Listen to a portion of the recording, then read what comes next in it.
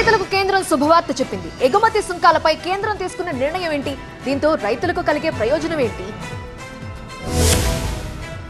ఉల్లి రైతుల కష్టాలను కేంద్రం ఎట్టకేలకు గుర్తించింది. ఎగుమతులపై ఇంతకాలమున్న సుంకాలను పూర్తిగా రద్దు చేస్తూ ఉత్తర్వులు జారీ చేసింది. ఈ నిర్ణయం ఏప్రిల్ 1వ తారీఖు నుంచి అమలు కానుంది. రేటు పోటుతో ఢిల్లీని షేక్ చేసిన ఉల్లి ధరల ఎగుమతులపై కేంద్రం గడిచిన ఏడాది ఆంక్షలు విధించింది. ఎగుమతులపై విధించిన 20% సుంకాన్ని ఇప్పుడు పూర్తిగా ఎత్తివేసింది. కేంద్రం తీసుకున్న ఈ నిర్ణయంతో ఉల్లి రైతుల్లో ఆనందం వెల్లివిరుస్తోంది. ఏడాదిగా సుంకాల ఎత్తివేత కోసం చేసిన వినతులు ఇప్పటికీ ఫలించాయని సంబరపడుతున్నారు. ప్రభుత్వ నిర్ణయం ఉల్లి రైతులతో పాటు వ్యాపారులకు సైతం లాభం తెచ్చిపెట్టే అవకాశం ఉందంటున్నాయి మార్కెట్ వర్గాలు.